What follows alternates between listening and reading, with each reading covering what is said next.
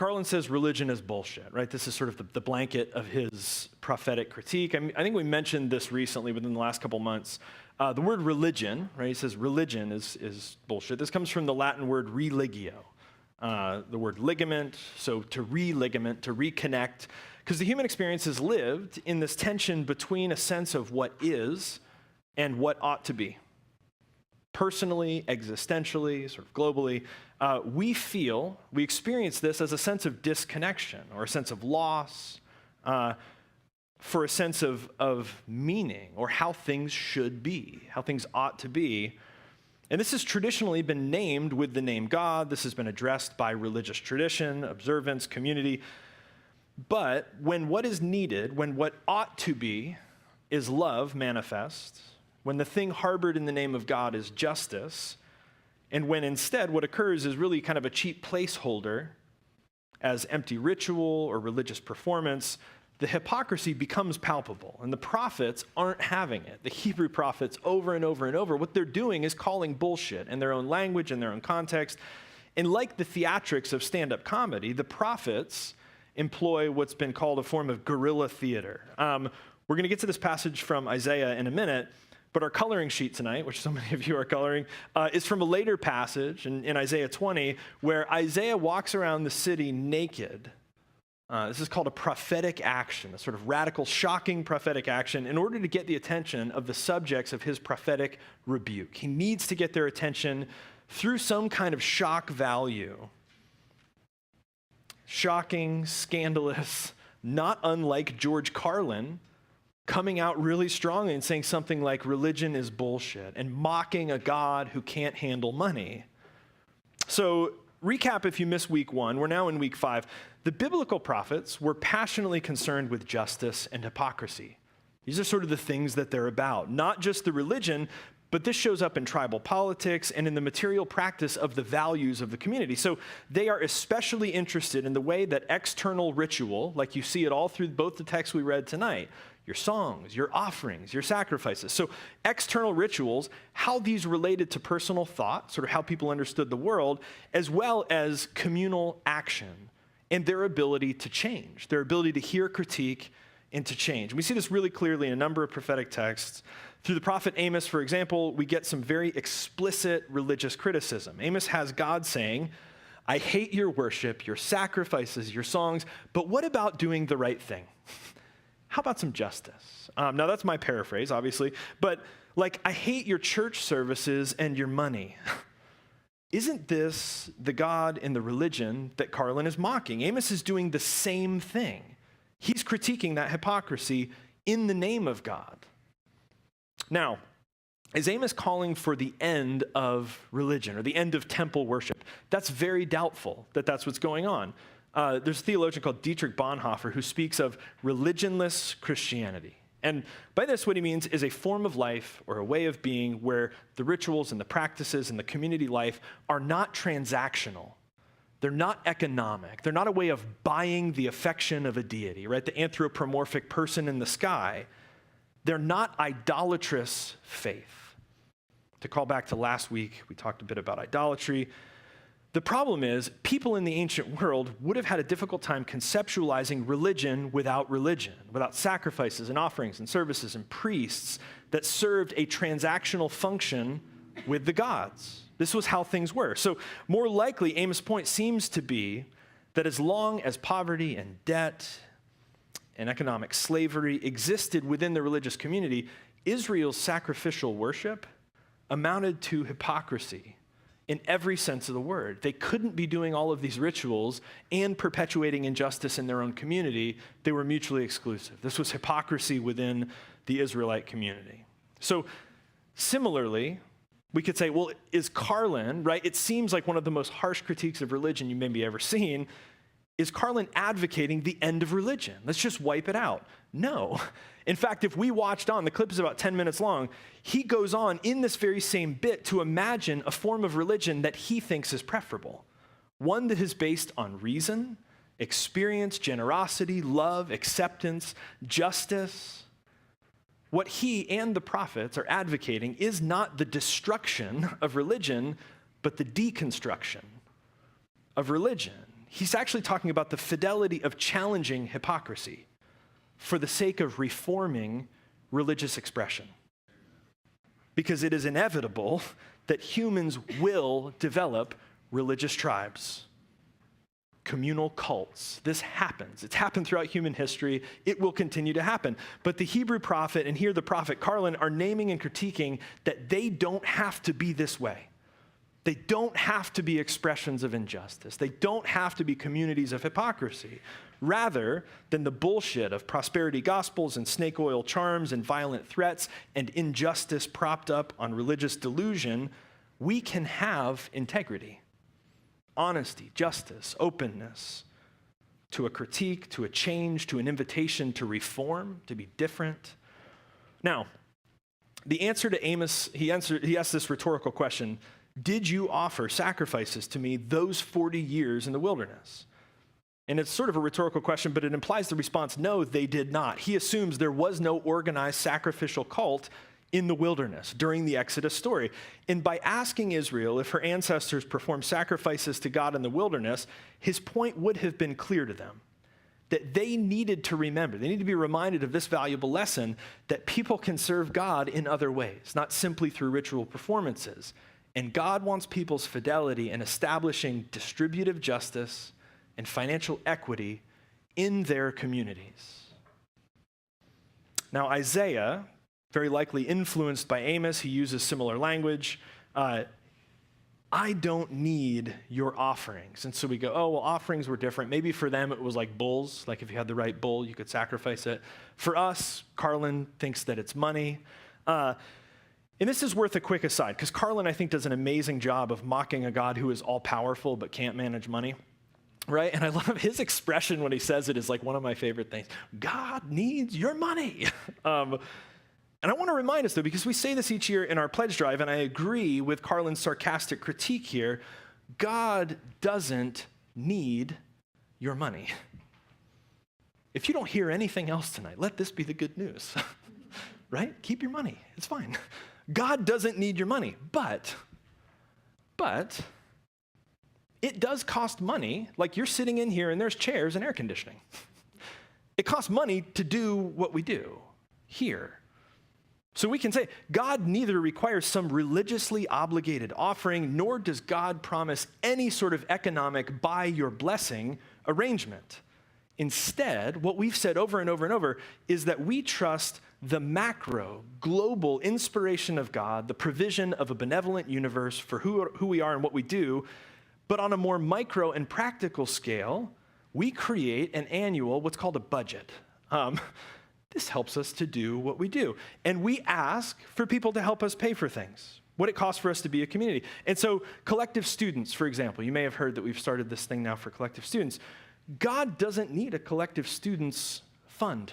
This isn't something that God needs. But if we want to do the great stuff that Caitlin's created for students, probably the simplest way to put this is shit ain't free. Right? Like, they're going to go a couple times a month and get yogurt, and that has to be paid for. And they're going to take trips, and that has to be paid for. And they're going to eat dinner, and that has to be paid for, right? So things aren't free. Sorry, soapbox, dismounted. Isaiah says, I don't need your offerings, right? He's taking on the voice of God and saying, I don't need your offerings, right? I don't need your money. I don't need your bulls. I don't need your sacrifices. I hate all the incense and festivals, and I love this. This is in the Bible. With all my being, right? God says, I hate your incense. I hate your festivals with all my being. I can't bear to look or listen when you pray. Ouch. You have got blood on your hands. And we start to go, God, this is feeling personal. Learn to do right. Seek justice. Defend the oppressed. Take up the cause of the fatherless. Plead the case of the widow. Isaiah calls bullshit, and especially on their justification that religious offerings and rituals meant that they were faithful to God. Bullshit, he says. No, God is not interested in that. And reminds them that what God really wants in terms of worship is social justice. Israel should aid the poor. Israel should uphold the rights of the widow and defend the cause of the orphan. If this is not done, then religious worship results in condemnation rather than blessing. So similar prophetic critiques show up throughout the prophets, especially Micah and Hosea. In each of these instances, the prophets weren't condemning ritual worship. Instead, they consistently taught this principle that practicing religion has to be more than simply going to temple, going through the motions, going to synagogue, going to church. To serve God is to practice justice. Speaking of which, Carlin calls out this inconsistency in the idea of the unbound rage and violence of God somehow paired with this message that God is love. So how do we reconcile these irreconcilable realities? For Jesus, love is nonviolent. We don't have time to go into this. If you have questions, come find me. We'll explain where this perspective comes from. So how do we end up with a Bible and a religion that depicts God as somehow both punitive and violent, but Jesus who reveals God as loving and forgiving and nonviolent? In the ancient Near East, everything was about the identity of blood and family and home and tribe. Tribe. Everything was about tribe. Tribe was everything. Everyone belonged to a tribe. Everyone worked for the common good of the tribe that you were a part of. Possessions, battles, alliances, they all served tribal preservation. Last week I mentioned the calling of Abraham, and I shared some Bible fan fiction. That was a good time. Abraham is called by God to be a leader of a new tribe and is promised, all peoples on earth will be blessed through you. Tribes back then existed for their own preservation and power, this is very different from how things are today, right?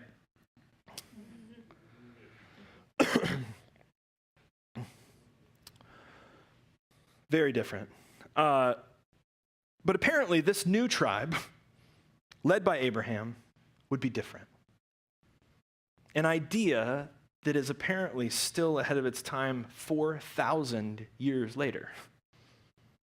The idea that a tribe would bless other tribes was a brand new idea in human history. Spoiler alert, we still haven't figured that out. We are still about preserving our tribe and killing the other ones. That is still the world that we live in. When the United States of America goes to war and the commercial on the screen is a jet and an American flag and a cross, make no mistake, we're still in the same culture. We're much more sophisticated, but we're in a culture where it's our tribe against all the other tribes. But there's this story 4,000 years ago about a tribe that is going to bless all the other tribes. Now hold that thought. Tribes had tribal gods and goddesses and forces they followed and worshiped who they believed would protect them and guide them. So when you went into battle, usually over land or over resources or over wealth, you were doing battle with another tribe, but your God was actually doing battle with their God. And I want you to see the irony here. We pray to the gods who will fight for us, but in reality, we're doing the fighting for and in the name of our gods. It isn't actually the gods who are violent, but the people who have projected their own violence onto the gods. So was it God who told them to take all the stuff and leave no one alive and take slaves and raise the land? Or were those simply the rules about how things worked? This was in a culture that honored the spoils of war. It's the way tribes have been doing it for a long time. And of course, the name of your God is claimed in victory. And of course, that you're going to say your God told you to kill them and to take that and to destroy that. It's just how things were done. This is the way the world worked. It is a tribal warfare culture where gods are invoked, where the gods' violence is inextricably connected to their worship, and where these violent gods operate in service of the preservation of your tribe. How convenient that that's what the gods are also about. We find these stories violent and repulsive and barbaric because they are. Carlin mocks this view of God as violent and barbaric because it's worth being mocked. It's worth challenging now that we have the perspective to say that it's nonsense. It is irreconcilable with the view that God is love. It simply is. But it's in this world at that time that we begin to hear about Abraham, right? This father of a new nation, a new tribe that's not only about itself, that's not just about its own preservation, but that's actually going to bless every other tribe. Can you feel how revolutionary that story would have been in that time and probably still is today? How do you begin to make a leap in a culture where tribal affiliation and preservation are the highest value? How do you get from violence to love? How do you get from all that matters is my tribe and our survival to altruism, to the idea of sacrifice and self-giving for someone else? If we didn't find these stories of violence shocking, awful, and confusing, something would be wrong with us. And of course, we have these people who say, well, that's just how God is. But that presents a really warped and dangerous view of God. To Carlin's point, it's not just that these ideas sort of sneak in as unconscious intellectual agreements or disagreements. They need our conscious rejection. We have to look at that understanding of God and say, no. We have to take agency back from those gods. This is how God is? No, that's unacceptable. That God is not worthy of our fidelity. That's not a God that is worth pursuit or worship. Rob Bell says the violence isn't the surprising part. What's surprising is that among all that violence are new ideas about serving and blessing and non-violence. The violence in the Old Testament is not shocking at all. That's the world that this literature was created in. What's shocking is the story of Abraham, a tribe that would bless other tribes. What you find in the Bible are stories accurately reflecting the dominant consciousness of the day. People can never do any better than their best to explain the world they find themselves in. And yet right in and among, and sometimes even within those very same violent stories, you find radically new ideas about freedom and justice and compassion and love. There's these new ideas set side by side with old ideas. You being shocked and repulsed by the violence in these stories might actually be the writer's intention. It might actually be the point of these stories, right? Exposing the nonsense of violence by placing it side by side with love. And isn't that exactly what Carlin does in his routine?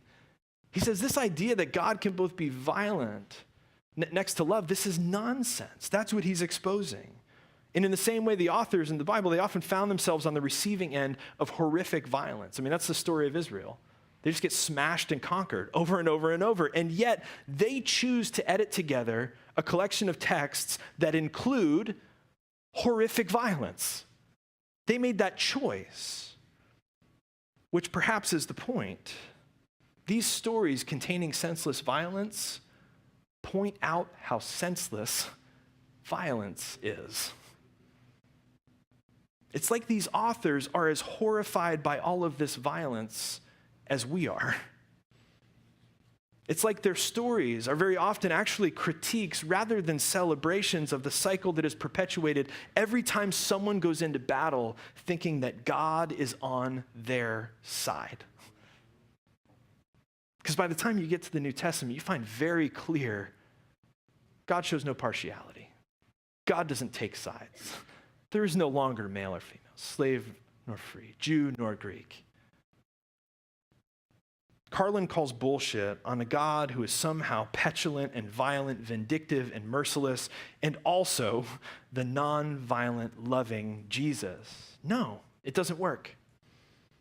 And if we just for the sake of argument assume, and this is a guy named Tripp Fuller says this, if we assume that God has to be at least as nice as Jesus, then God is nonviolent. God is loving. God is good. Then this raises another issue, typically called the problem of evil or theodicy. Carlin names this as God getting results unfitting of a supreme being. What he means is really the traditional problem of evil. How do we reconcile the existence of evil? Carlin says something is definitely wrong here. Look at the world. With an omnibenevolent, omniscient, and omnipotent God. God is all good. God is all knowing. God is all powerful. And yet, Something is wrong. And the classic arguments include, well, God gives us free will. Right. Something is wrong here. The world is a mess. What gives? And I love Carlin says, God comes off like an office temp with a bad attitude. The deal is this: God is assumed to be good, right? And granted, we could call that into question. We could have probably lots of great conversation about it. But the starting place of religion is God is assumed to be good. Otherwise, probably we wouldn't show up here every week, right? If God is more to be feared than to be sort of in awe of, then maybe we wouldn't show up. We'd sort of be figuring out how to protect ourselves. God is assumed to be good. So the real problem very often comes back to agency. If God has the power to address evil, why not? And this is where answers like free will and all that stuff come in. And then the bigger question of agency, can God intervene to fix problems, to address the something that is wrong, to stop evil? Our pastoral resident, Aaron, is actually going to touch on this agency question next week. What is God's relationship with the world in terms of what God does and doesn't do, can and can't do? We've only been wrestling with this one for like 6,000 years, so I know you've been waiting. We're going to figure it out next week. Everybody show up. Aaron's got it solved.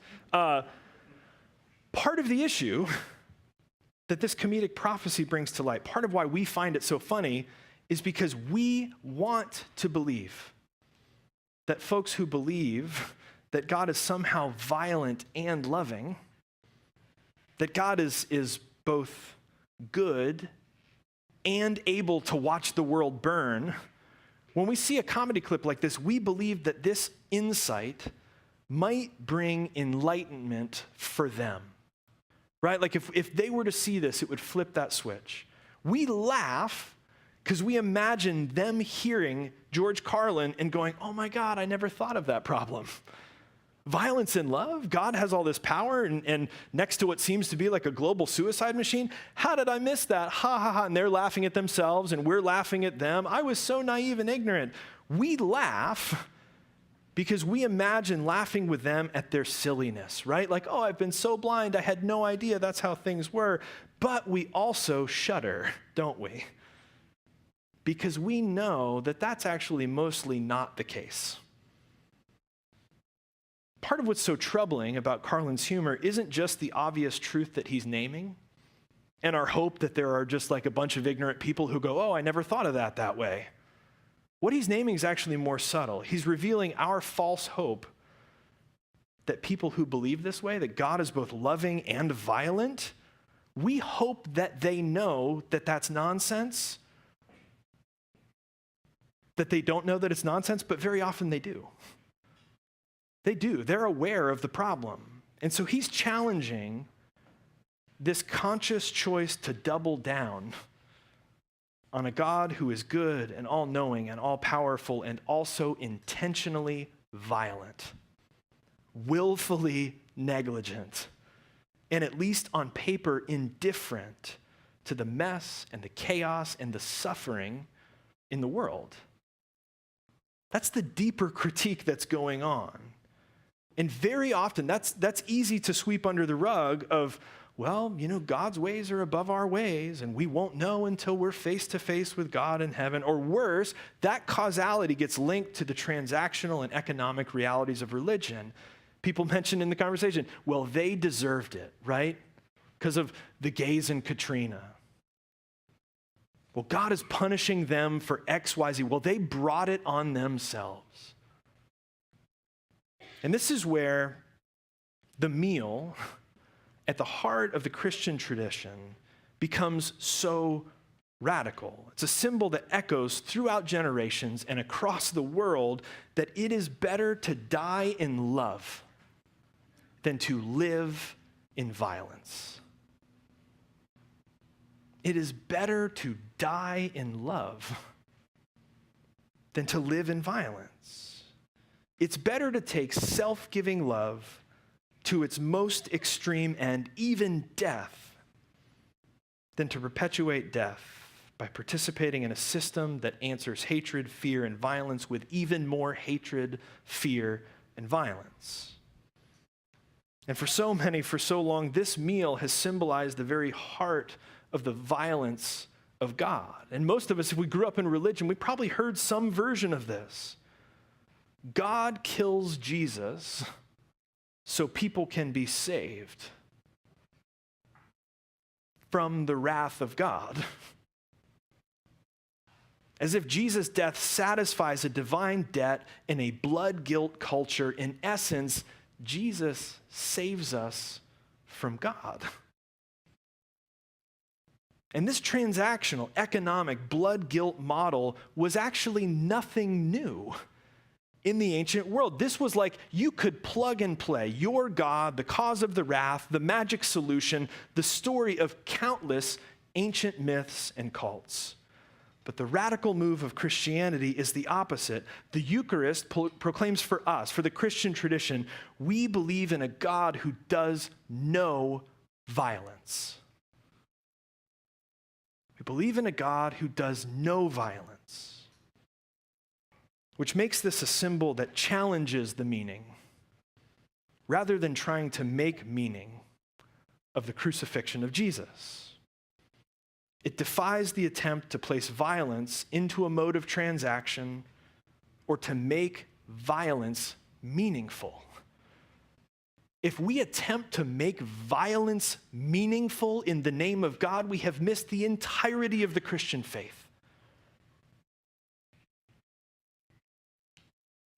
So the table is an invitation for us, for human beings, to be changed. Not a violent transaction which purchases the change of God. This symbol is not a blood payment, Jesus' death in our place. Richard Rohr says, Jesus was pure gift. The idea of a gift is much more transformative than necessity, payment, or transaction. It shows that God is not violent, but loving. It is we who are violent. If God and Jesus are not violent or vindictive, then our excuse for the same is forever taken away from us. We come each week and remind ourselves of Jesus' body broken and blood shed.